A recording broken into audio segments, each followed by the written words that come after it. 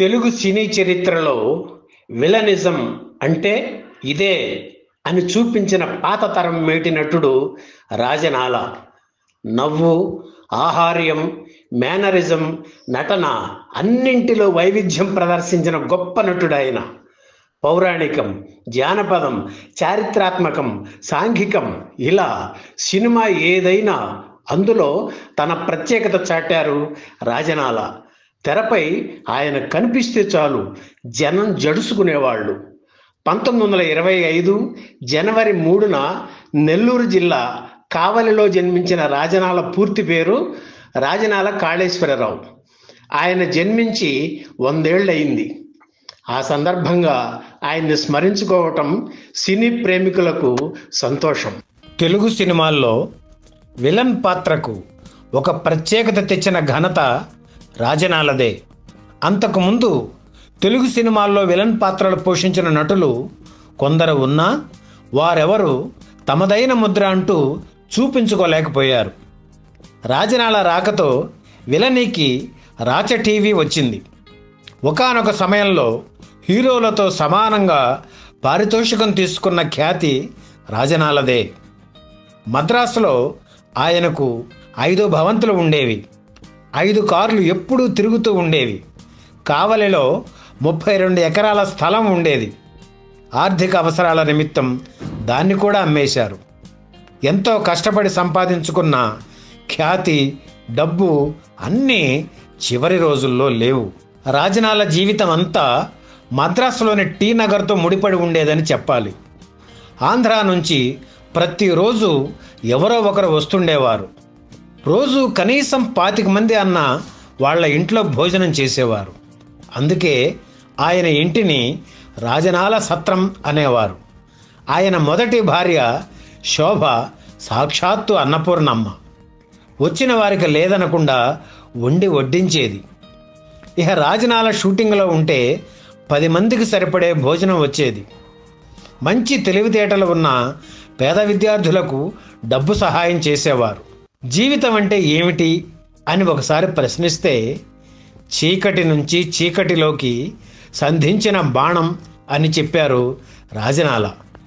అంటే గర్భం అనే చీకటి నుంచి మరణం అనే చీకటిలోకి చేసే ప్రయాణం అని ఆయన వివరించి చెప్పారు. మధ్యలో వచ్చే వెలుగు ఒక మాయ అని ఆయన వివరించారు. కరడుగట్టిన విలన్ పాత్రలు వేసే రాజనాలలో ఇంత తాత్వికత ఉందనేది ఎవ్వరూ ఊహించని విషయం. ఒక విధంగా చెప్పాలంటే ఆ తాత్వికతే చివరి రోజుల్లో ఆయన్ని మానసికంగా కాపాడింది. రాజనాల జీవితం నాణానికి ఉన్న బొరుసు లాంటిది. ఆయన సినిమా జీవితం బొమ్మ అయితే ఆంతరంగిక జీవితం బొరుసు. ఫిలాసఫీ, న్యూమరాలజీ, జ్యోతిషం ఒకటనేమిటి అనేక విషయాల మీద పట్టు సంపాదించడానికి ఎంతో కృషి చేశారు రాజనాల. లక్నో విశ్వవిద్యాలయంలో MA ఫిలాసఫీ చేసిన రాజనాలకి పుస్తక పఠనం హాబీ. మద్రాసులో ఉన్నప్పుడు కొన్ని లక్షల రూపాయల విలువ చేసే పుస్తకాలతో ఇంట్లోనే లైబ్రరీ ఏర్పాటు చేసుకున్నారు. ప్రతిజ్ఞ చిత్రంలో విలన్గా పరిచయమైన రాజనాలకు మొదట్లో విలన్ వేషాలంటే ఇష్టం ఉండేది కాదు. వద్దంటే డబ్బు, బీదల ఆస్తి వంటి చిత్రాల్లో ఆయన తండ్రి వేషాలే పోషించారు. వద్దంటే డబ్బు చిత్రంలోనే తొలిసారిగా ఎన్టీఆర్తో కలిసి నటించారు రాజనాల. అందులో ఎన్టీఆర్కు పిల్లనిచ్చిన మామ వేషం రాజనాలది. దాంతో సెట్లో మామాజీ అని రాజనాలను పిలిచేవారు ఎన్టీఆర్. ఆ సినిమా పూర్తయిన పిలుపు మాత్రం మారలేదు. ఎవరికైనా పరిచయం చేసేప్పుడు మా విలన్ మామాజీ అని పరిచయం చేసేవారు ఎన్టీఆర్. తను నిర్మించిన జయసింహ చిత్రంలో రాజనాలతో విలన్ వేషం వేయించి ఆ తరహా పాత్రలకు ఆయనే సమర్థుడు అని నిరూపించారు ఎన్టీఆర్. అందులో 2వ నాయకిగా నటించిన వహీదా రెహమాన్కు సేనానిగా నటించారు రాజనాల. ఎన్టీఆర్తో ఆయన చేసిన కత్తి యుద్ధం ప్రేక్షకుల్ని ఎంతగానో అలరించింది. జయసింహ చిత్రం తర్వాత రాజనాలకు విలన్ వేషాలే ఎక్కువగా వచ్చేవి. ముఖ్యంగా విఠలాచార్య చిత్రాల్లో రామారావు, రాజనాల కత్తి యుద్ధాలు ప్రేక్షకుల్ని విపరీతంగా ఆకట్టుకునేవి. హీరో ఎన్టీఆర్ అయినా, కాంతారావు అయినా విలన్ మాత్రం రాజనాలే. ఒక దశలో హీరోలతో సమానంగా రాజనాల పారితోషికం తీసుకునేవారంటే ఆయనకు ఎంత డిమాండ్ ఉండేదో ఊహించుకోవచ్చు. తెలుగుతో పాటు తమిళ, కన్నడ చిత్రాల్లో కూడా రాజనాల నటించారు. 2 హిందీ చిత్రాలతో పాటు మయా ద మ్యాగ్నిఫిషియంట్ అనే ఆంగ్ల సినిమాలో ఇండియన్ చీఫ్గా నటించారు. ఏ భాషలో నటించినా తన డైలాగులు తనే చెప్పుకునేవారు. డబ్బింగ్కు అంగీకరించేవారు కాదు. ఎన్టీఆర్ సొంత చిత్రాల్లో రాజనాల తప్పనిసరిగా ఉండేవారు. ముఖ్యంగా శ్రీకృష్ణ పాండవీయం, గులేబకావళి కథ, వరకట్నం చిత్రాల్లో రాజనాల నటించడానికి ప్రధాన కారణం ఎన్టీఆరే. ఆ పాత్రలు ఆయనతోనే వేయించాలని గట్టిగా రికమెండ్ చేశారు. ఏదైనా మంచి వేషం ఉంటే అది ఎవరు వేయాలనే చర్చ జరిగినప్పుడు మామాజీని పిలిపించి ఆ వేషం వేయించండి అనేవారు ఎన్టీఆర్. ఆ రోజుల్లో ఎన్టీఆర్కు మ్యారిస్ మైనర్ కారు ఉండేది.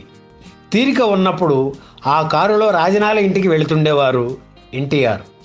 అప్పుడప్పుడు రాజనాల దంపతుల్ని తన ఇంటికి భోజనానికి పిలిచేవారు. జయసింహ చిత్రం 100 రోజుల వేడుక విజయవాడలో జరిగితే రాజనాలను కూడా తీసుకువెళ్లారు ఎన్టీఆర్. అక్కడి నుంచి నిమ్మకూరు తీసుకువెళ్ళి అతిథి మర్యాదలు చేశారు. 32 ఏళ్లకే రాజనాల మొదటి భార్య శోభ మరణించారు. ఆమె మరణంతో ఆయన ప్రభావము పోయింది. పరామర్శించడానికి వచ్చిన ఎన్టీఆర్, నీ లక్ష్మి వెళ్ళిపోయింది మామాజీ అని బాధపడ్డారు ఎన్టీఆర్. ఆ రోజు దగ్గరుండి అన్ని కార్యక్రమాలు జరిపించింది ఎన్టీఆరే. భార్య వియోగంతో ఆయన కుంగిపోయారు. దాదాపు 1.5 ఏడాది పాటు సినిమాలకు దూరంగా ఉన్నారు. పిల్లలు ఇంకా చిన్నవాళ్లు కావడంతో 1971లో భూదేవిని వివాహం చేసుకున్నారు రాజనాల. 1972లో వచ్చిన శ్రీకృష్ణ ఆంజనేయ యుద్ధం తర్వాత ఆయనకు సినిమాలు తగ్గిపోవడం ప్రారంభించాయి. ఆ తర్వాత 10 ఏళ్ళు ఆయన సినిమాల్లో నటించారు, కానీ వెనకటి వైభవం లేదు. అప్పటికే చాలామంది విలన్లు వచ్చేశారు. అప్పటికి దానవీర శూరకర్ణ, చాణక్య, చంద్రగుప్త చిత్రాల్లో వేషాలు ఇచ్చి ఆదుకున్నారు ఎన్టీఆర్. హీరో కృష్ణ అల్లూరి సీతారామరాజు చిత్రంలో మంచి వేషం ఇచ్చారు. రాజనాల నటించిన 1350 చిత్రాల్లో తెలుగు, కన్నడ, తమిళ, మలయాళ, హిందీ చిత్రాలతో పాటు ఒక హాలీవుడ్ సినిమా కూడా ఉంది. విదేశీ చిత్రంలో తొలిసారిగా నటించిన ఘనత రాజనాలది. దానికి కారణం ఆంగ్ల భాష అనర్గళంగా మాట్లాడగలగడమే. షేక్స్పియర్ నాటకాల్లోని పాత్రల సంభాషణలను గంభీరంగా చెప్పేవారు. రాజనాల ప్రతిభ గురించి విన్న హాలీవుడ్లోని MGM సంస్థ భారతదేశంలో మయా ద మ్యాగ్నిఫిషెంట్ చిత్రాన్ని షూటింగ్ చేస్తున్నప్పుడు రాజనాలకు ఒక ముఖ్యమైన భారతీయ పాత్ర ఇచ్చారు. ఏ విలన్కి దక్కని అరుదైన గౌరవం ఇది. హిందీలో ఫెర్జ్, జాదూతోనా చిత్రాల్లో నటించిన రాజనాల అంటే హిందీ విలన్లు KN సింగ్, అజిత్ ప్రాణ్లకి చాలా ఇష్టం. గురూజీ అని పిలుస్తూ గౌరవించేవారు. రాజ్ కపూర్, షమ్మీ కపూర్లంటే రాజనాలకి ఇష్టం. సత్య హరిశ్చంద్ర చిత్రంలో వీరబాహు పాత్రను పోషించిన రాజనాల తన జీవితపు చివరి రోజుల్ని కాటికాపరి జీవితంగా భావించి ఆ పద్యాలు చదువుతుండేవారు. 1984 నుంచి 94 వరకు రాజనాల దాదాపు సినిమాలకు దూరంగానే ఉన్నారు. వృత్తి కోసం తప్పించిన వ్యక్తి భుక్తి కోసం పరితపించాల్సి వచ్చింది. సంపాదించిందంతా కరిగిపోయింది. 1993లో హైదరాబాద్ వచ్చేశారు. నంబర్ 1, హలో బ్రదర్ చిత్రాల్లో రాజనాల కోసం ప్రత్యేకంగా పాత్రలు సృష్టించి ఇచ్చారు దర్శకులు కృష్ణారెడ్డి, ఈవీవి సత్యనారాయణ. హీరో కృష్ణ రాజనాల పరిస్థితి గమనించి తెలుగు వీర లేవరా చిత్రంలో అవకాశం ఇచ్చారు. రాజనాలకు ఇదే ఆఖరి చిత్రం. హైదరాబాదులో ఎండలు ఎక్కువగా ఉన్నాయని 1998 మే నెలలో మద్రాసులో ఉంటున్న కూతురి దగ్గరికి వెళ్ళారు. అనారోగ్యం తిరగబెట్టడంతో మే 21న అక్కడే కన్నుమూశారు రాజనాల. విజయ ఆసుపత్రి బిల్లు 1,80,000 రూపాయలు అయింది. రాజనాల కుమార్తె నళిని ఈ విషయాన్ని అప్పటి ముఖ్యమంత్రి చంద్రబాబు నాయుడు దృష్టికి తీసుకువెళితే ఆయన వెంటనే ప్రభుత్వం తరఫున ఆ డబ్బు కట్టి ప్రత్యేక వాహనంలో రాజనాల పార్థివ దేహాన్ని హైదరాబాదుకు తెప్పించారు.